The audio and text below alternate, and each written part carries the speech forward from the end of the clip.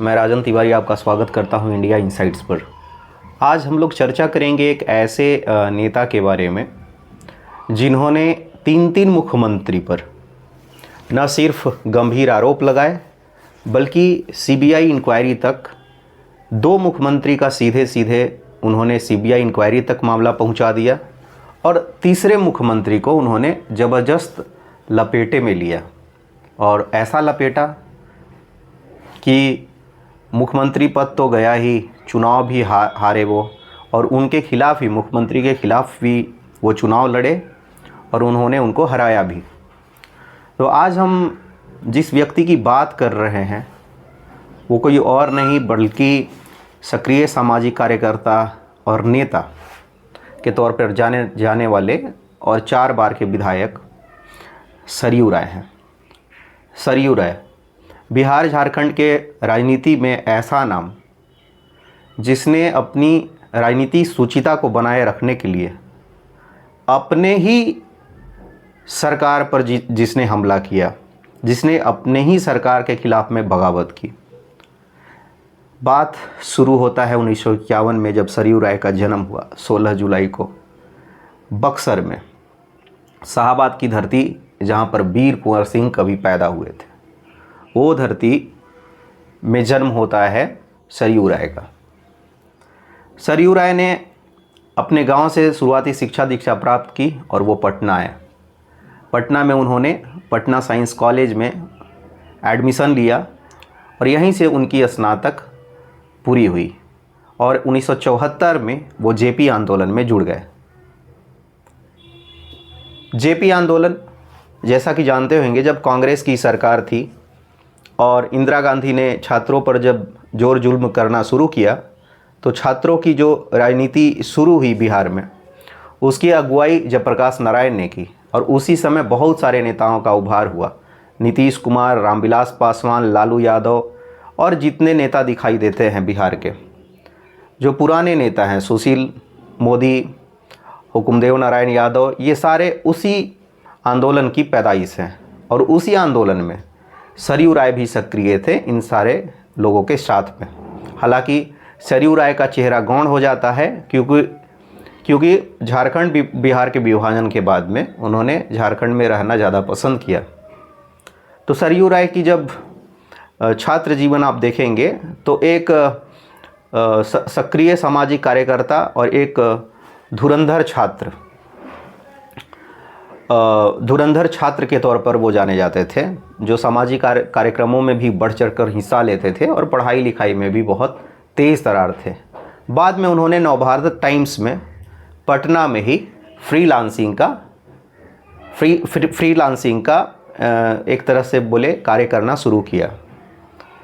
Freelancing वो होता है जिसमें कभी साप्ताहिक या फिर जब आपको मौका मिलता है या जब आपको पूछा जाता है पत्रकारिता के लिए, तब आप उनको अवेलेबल कराते हैं, जो आपसे पूछे, जिन विषयों पर लिखने के लिए आपसे पूछा जाता है, बोला जाता है।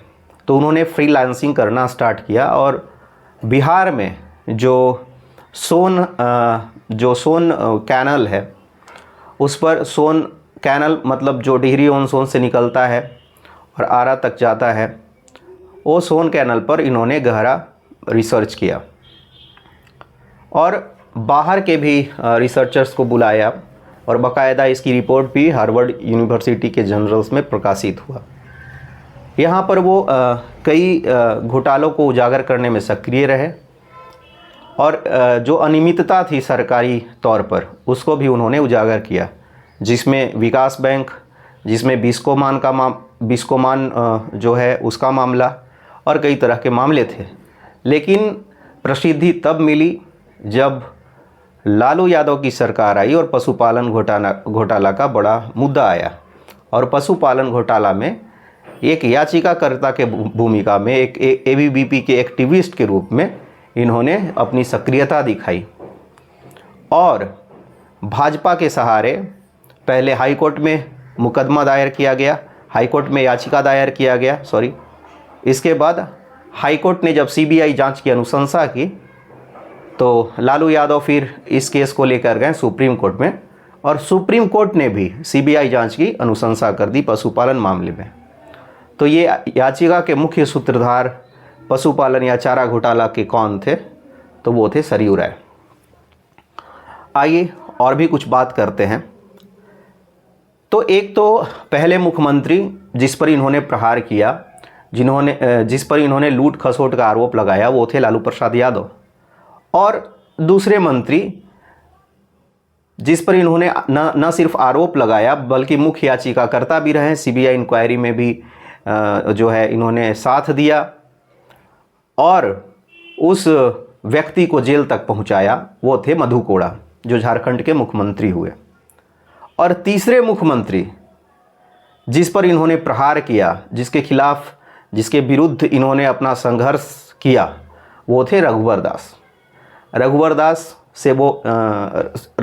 दास से सरयू राय खनन पट्टा आवंटन के मुद्दे पर, शराब नीति के जो सरकार शराब बेच रही थी झारखंड में, इस मुद्दे पर, राशन कार्ड बहुत बड़े पैमाने पर रद्द किया गया था इस इशू पर, और चारा घोटाला में जिनका नाम आया था राजबाला वर्मा, उनको मुख्य सचिव बनाने के मुद्दे पर बहुत ज़्यादा नाराज़ थे रघुवर दास से। राजबाला वर्मा को जब मुख्य सचिव बनाया गया तो उसका इन्होंने विरोध किया और बोला कि राजबाला वर्मा को हटाया जाए क्योंकि वो एक भ्रष्ट अधिकारी रही है। हालांकि हटाया नहीं गया, फिर इन्होंने बगावत की और 2014 से 2018 के बीच में जब वो खाद्य एवं आपूर्ति मंत्री थे, उस समय 2018 में इन्होंने बहुत सारे विषयों पर नाराज़गी व्यक्त करते हुए और कैबिनेट से इस्तीफा दे दिया, झारखंड सरकार के मंत्री पद से। इसके बाद 2019 का जब चुनाव आता है तो उन्होंने रघुवर दास के खिलाफ में हमला करना शुरू किया और इन्होंने बोला कि आप जहां से खड़ा होंगे वहां से मैं खड़ा होऊंगा विधानसभा चुनाव में। रघुवर दास के खिलाफ इन्होंने बहुत ही गंभीर आरोप लगाए और बोले कि जो सीवरेज ड्रेनेज सिस्टम जो रांची का बनना था, उसके परामर्श के लिए एक संस्था से बातचीत किया गया था जो सिंगापुर की कंपनी थी, उसका नाम था मेनहार्ट। तो मेनहार्ट में नियुक्ति होना था, मेनहार्ट की एक तरह से बोले तो कि मेनहार्ट के अंदर में नियुक्ति होना था, मेनहार्ट की भी नियुक्ति होनी थी यहाँ पर सीवरेज ड्रेनेज को लेके पूरा मैपिंग करने में। तो मेनहार्ट को 21 करोड़ रुपए दिए गए इस कार्य के लिए और कुछ भी कार्य नहीं हुआ और पूरा का पूरा पैसा गबन हो गया। इस पर जो है हाईकोर्ट ने भी 2 बार नोटिस जारी किया सरकार को, लेकिन कुछ नहीं हुआ।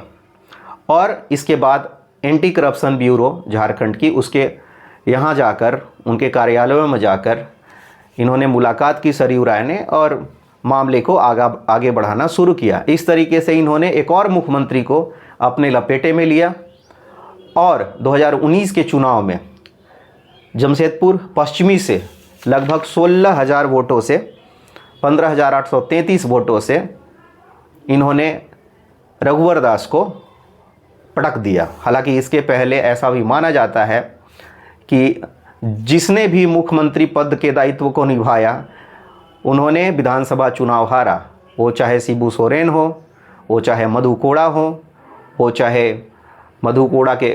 शिबू सोरेन के बेटे हेमंत सोरेन हो। हालांकि हेमंत सोरेन ने 2 जगह से चुनाव लड़ा था, तो एक जगह हारे वो, एक जगह जीते थे इसके पहले वाले चुनाव में। इसके बाद में 2014 में, इसके बाद में फिर आता है बारी रघुवर दास का।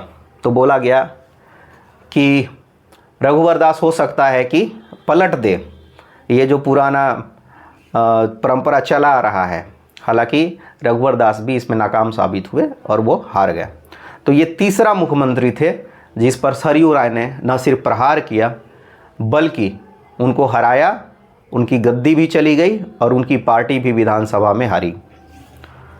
तो ये जो मामला है अभी 2024 के इलेक्शन का, इस पर भी थोड़ा सा हम लोग बातचीत कर लेते हैं। तो सरयू राय भाजपा में आने को तैयार नहीं थे, तो खैर भाजपा की अलायंस जनता दल यूनाइटेड में वो आए। जनता दल यूनाइटेड को 2 सीट मिली, एक तमाड़ वाली सीट, राजा पीटर की सीट, और एक जमशेदपुर पूर्वी से, जमशेदपुर पूर्वी से सीट नहीं, जमशेदपुर पश्चिमी से। यहाँ पर बन्ना गुप्ता लड़ रहे थे चुनाव, जो जेएमएम के कोटे से मंत्री रहे हैं। जेएमएम के कोटे से नहीं, जेएमएम सरकार में, मतलब जो कांग्रेस और जेएमएम की सरकार थी, कांग्रेसी नेता हैं। तो बन्ना गुप्ता ने चुनाव जो है ऐलान किया कि हम यहाँ से लड़ेंगे, स्वास्थ्य मंत्री थे। और बन्ना गुप्ता के खिलाफ में जमशेदपुर पश्चिमी से सरयू राय ने पर्चा भरा, जनता दल यूनाइटेड के कोटे से। 7,863 वोट से बन्ना गुप्ता को इन्होंने पटका। तो एमएलए रहे 2005 में, 2014 में, 2019 में और 2024 में। 2009 में लगभग 3,000 वोटों से बन्ना गुप्ता से ये हार गए, क्योंकि उस समय बहुत ही ज़्यादा एक तरह से बोल सकते हैं कि दबाव बनाया गया, अपने लोग भी इनसे नाराज़ थे। और सरयू राय की अगर बात की जाए तो 1998 से लेकर 2004 तक वो एमएलसी भी रहे। आगे यदि बात करते हैं तो इन्होंने, अगर पुराने समय की बात की जाए अगर, तो लालू राज से हम लोग चलेंगे पहले। तो लालू यादव के समय में इन्होंने एक पुस्तक लिखा, चारा चोर खजाना चोर। ये वीडियो को आप लास्ट तक देखिएगा तो बहुत सारे तथ्य आपको पता चलेंगे। तो चारा चोर, घोटाला चोर, खजाना चोर में इन्होंने पूरा जो है पर्दाफाश किया लालू राज के घोटाले का। और उन्होंने उस पुस्तक में लिखा पहले पेज पर, हर घूंट के साथ घोटाला। और एक वहाँ पर उन्होंने तस्वीर डाला दयानंद कश्यप के साथ, घोटाले की तस्वीर, घोटाले की मंत्रणा करते हुए लालू प्रसाद यादव। ये दयानंद कश्यप पशुपालन घोटाला में मुख्य अभियुक्त भी रहे।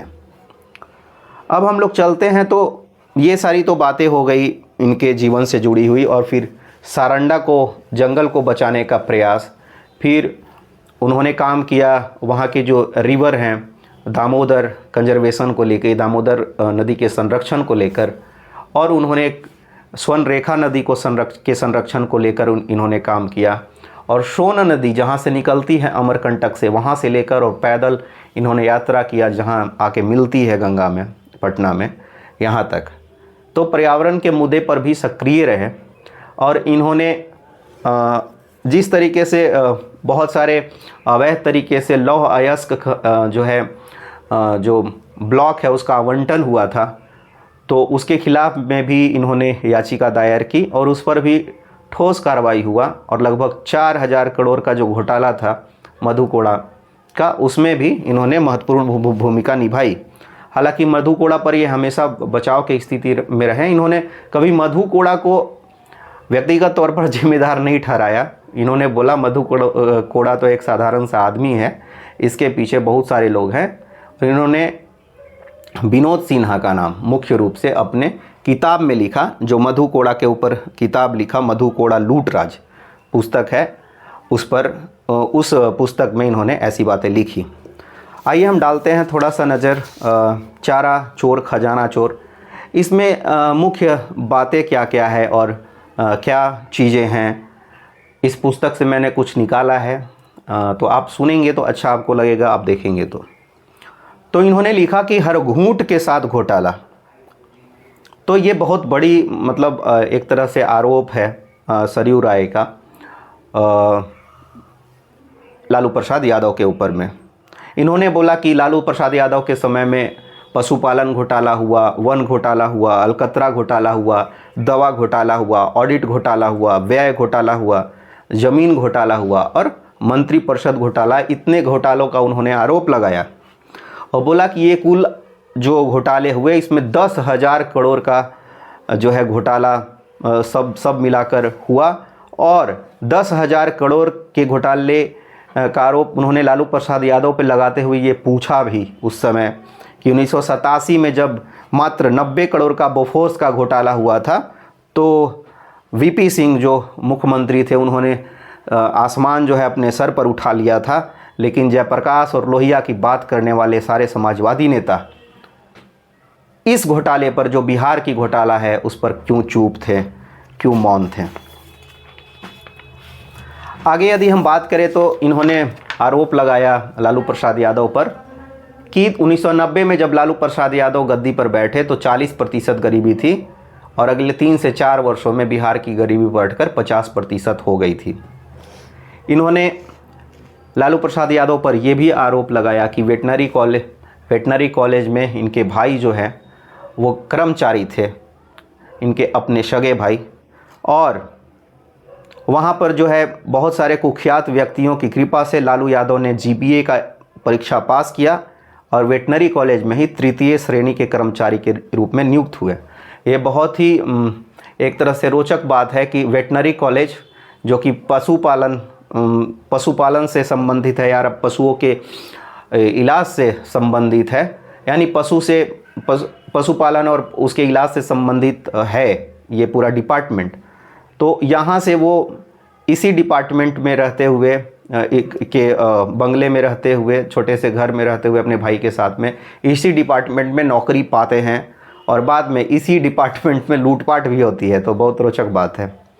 फिर ये आरोप लगाया सरयू राय ने अपने किताब में कि जो डॉक्टर रामराज राम है, जिनको निदेशक बनाया गया 1989 में, उनको दरअसल लालू यादव ने ही नियुक्त करवाया था। और उस समय के जो मुख्यमंत्री थे उस समय चेंजेज भी हुए, जैसे सत्येंद्र नारायण सिंह हुए अंतिम समय में शायद, और फिर और भी मुख्यमंत्री हुए उनके पहले।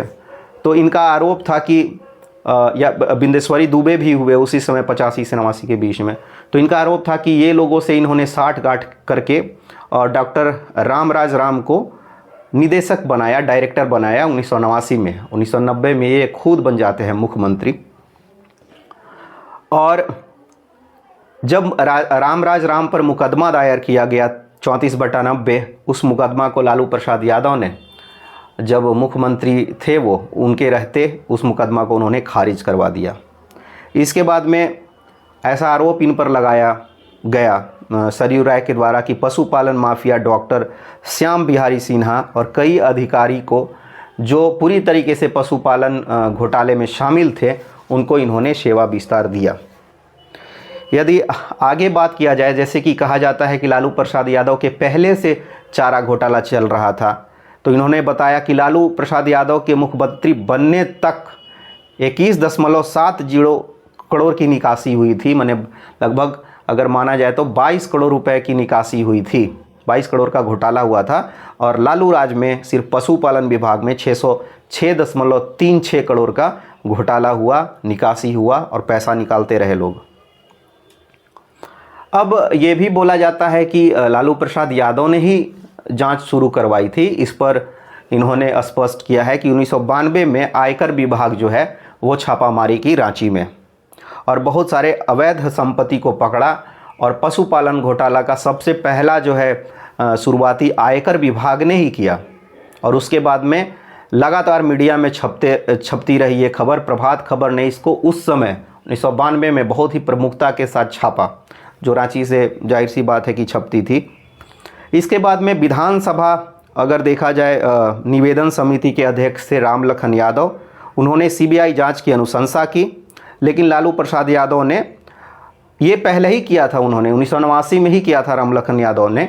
लेकिन लालू प्रसाद यादव 1990 में जब मुख्यमंत्री बने तो उनकी अनुशंसा को इन्होंने रोक दिया।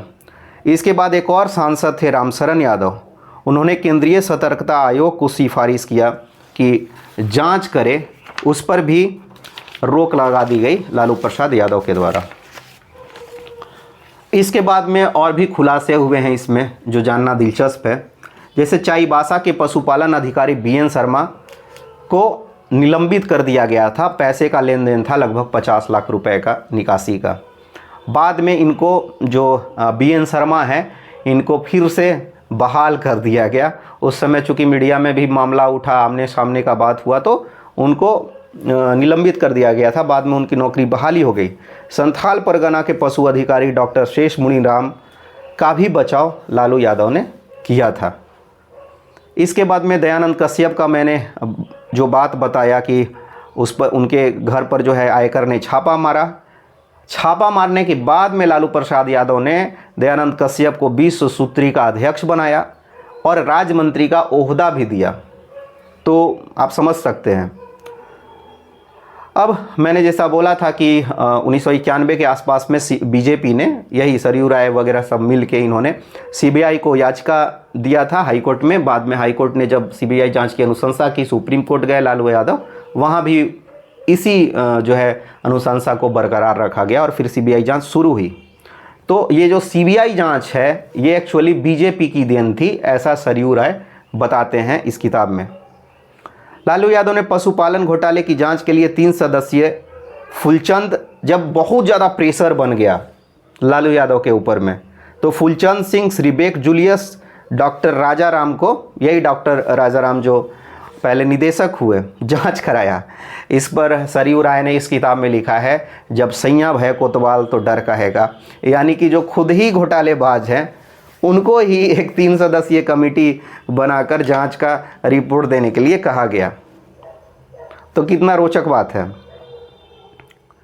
इसके बाद इन्होंने इल्ज़ाम लगाया है इस पुस्तक में कि कौटिल्य नगर में आलीशान महल बनवाया लालू यादव ने, वेटनरी कॉलेज के अंदर में ही है, और जिस सहकारी समिति से इन्होंने उसके लिए ज़मीन लिया वो तभी लिया जा सकता है जब आपके पास में कोई सरकारी भूखंड ना हो, जबकि उस समय इनके पास में शेखपुरा में सरकारी भूखंड था। तो ये जो सहकारिता से ज़मीन लेने वाला मामला है, भूखंड लेने वाला मामला, उसका उल्लंघन भी था। इसके बाद लालू यादव जब मुख्यमंत्री बनते हैं तो ये अपने साले जो हैं साधु यादव को 20 सूत्रीय कार्यक्रम का उपाध्यक्ष बनाते हैं और सुभाष यादव को बिहार विधानसभा में नौकरी देते हैं क्लर्क का। और इस समय कई बातें आती हैं, जैसे कि इनका जो प्रॉपर्टी में वृद्धि हुआ, जैसे 42 कट्ठा दानापुर में इन्होंने ज़मीन खरीदा महंगे इलाके में, 100 कट्ठा ज़मीन छपरा में खरीदा। दानापुर वाले ज़मीन पर इनकम टैक्स ने ये बोला कि भाई ये ज़मीन कृषि वाले श्रेणी में नहीं है, जबकि इन्होंने कृषि वाले श्रेणी में उसको रजिस्टर करवाया था। छपरा में 100 कट्ठा ज़मीन खरीदा गया राबड़ी देवी के नाम से। और ये जो सारे संपत्ति हैं इसके पीछे ये कहा गया, जब जांच बैठी और बाद में सीबीआई इंक्वायरी में भी ये सारी जब बात सामने आई, तो ये कहा गया कि राबड़ी देवी के जो परिवार वाले हैं, यानी कि उनके नैहर के लोग जो हैं, यानी कि साधु यादव और सुभाष यादव जो खुद यहाँ पे आके नौकरी कर रहे हैं लालू यादव के यहाँ, तो बोला गया कि वो लोग जो हैं वो पैसे देते हैं और उसी पैसे से जो है राबड़ी देवी ये सारी ज़मीन और प्रॉपर्टी खरीद रही है। तो 3 तरह का इल्ज़ाम लगाया सरयू राय ने, एक तो टाला, एक तो साला और तीसरा घोटाला।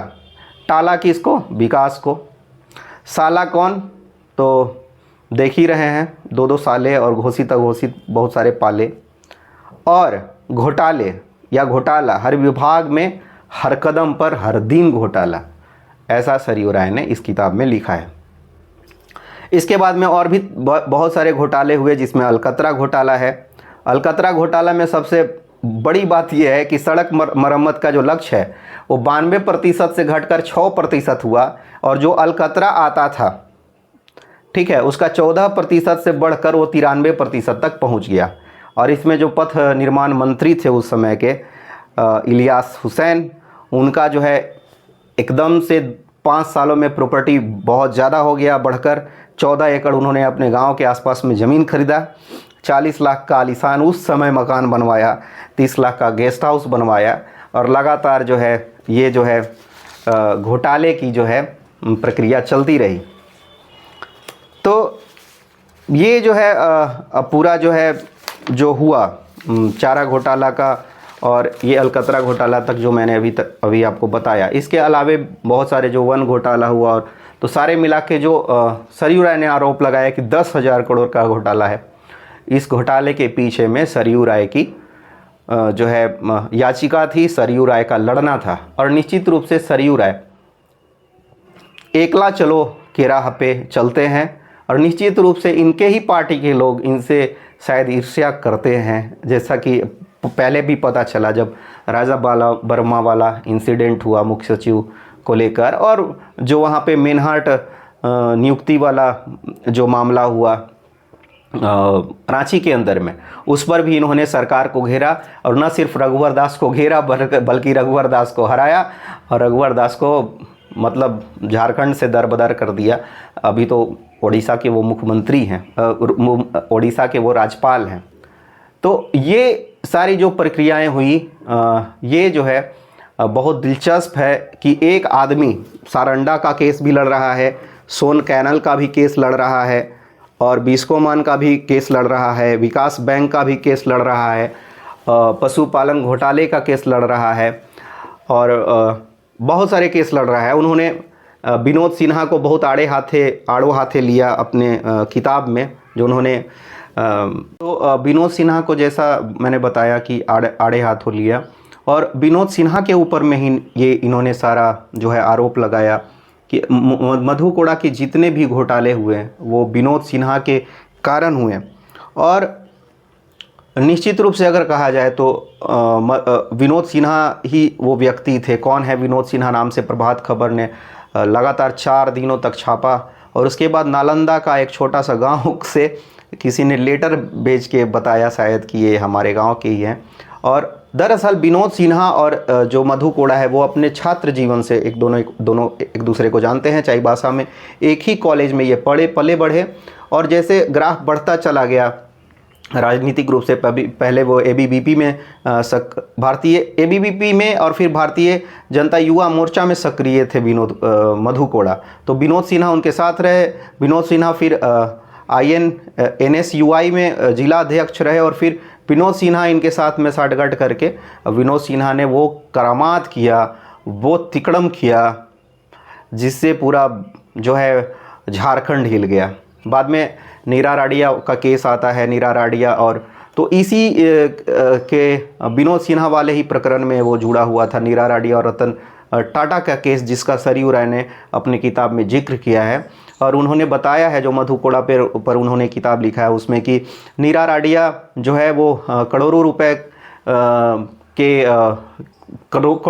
के जो है मांग पर वो अपनी सहमति दी कि ये जो लौह अयस्क का जो आवंटन है ब्लॉक का वो करवाने के लिए। और बाद में सैयद सिबदे रजी आ गए क्योंकि वहाँ पर राष्ट्रपति शासन लग गया। मधु कोड़ा चले गए और सैयद सिबदे रजी के समय में बिना पैसे दिए हुए जो है जैसे तैसे, या फिर पैसे मिले वो उसका पूरा जानकारी नहीं है, लेकिन नीरा राडिया ने वो जो है ब्लॉक दिलवा दिया, लौह अयस्क का ब्लॉक। और इस तरीके से नीरा राडिया को, जैसा इन्होंने बताया सरयू राय ने, कि 1 करोड़ रुपए एक इनाम स्वरूप जो है रतन टाटा ने इनको दिया। तो ये सारी बात अगर कोई बहुत ही पुख्ता सबूत के साथ में कर रहा है तो निश्चित रूप से बहुत ही प्रशंसनीय है। ये इतना जो है राजनीतिक रूप से गंदगी फैल गया है उसमें। इसीलिए हरिवंश बोलते हैं, प्रभात खबर के संपादक रहे, वो बोलते हैं भूमिका में उसी किताब में कि जो 35 साल पहले जिस व्यक्ति को मैंने देखा था पटना के गलियों में संघर्ष करते हुए साइकिल पे और लड़ते हुए, वही आज भी दिखते हैं सरयू राय, उसी जोश, उसी ऊर्जा और उसी लगन के साथ में। निश्चित रूप से बन्ना गुप्ता के ऊपर में उनका जीत, इस बार का जीत, ये काफ़ी कुछ कहता है और ये स्पष्ट करता है कि अभी के डेट में इनसे बड़ा शायद कोई सोशल एक्टिविस्ट बिहार झारखंड में ना हो। क्योंकि हरिवंश फिर लिखते हैं कि एकमात्र ये ऐसे नेता हैं, सामाजिक कार्यकर्ता हैं जिनके याचिका पर 10 CBI इंक्वायरी हुई। अगर सुब्रमण्यम स्वामी को छोड़ दिया जाए तो, सुब्रमण्यम स्वामी का भी हो सकता है कि इतना हो, लेकिन उन्होंने बोला कि अगर सुब्रमण्यम स्वामी को छोड़ दिया जाए तो कोई ऐसा नेता नहीं है जिसके याचिका पर 10 CBI इंक्वायरी अभी तक हुई है। तो ये बहुत ही बड़ी बात है बिहार के लिए, झारखंड के लिए, और निश्चित रूप से जिस तरीके से झारखंड में भ्रष्टाचार की पॉलिटिक्स, राजनीति चलते रहती है उसके लिए। तो ये था हमारा आज का पूरा बातचीत, चर्चा जो भी कहिए सरयू राय के बारे में। यदि आपको ये वीडियो अच्छा लगा हो तो लाइक कीजिए, कमेंट कीजिए और हमारे चैनल को ज़रूर सब्सक्राइब कीजिए। बहुत बहुत धन्यवाद।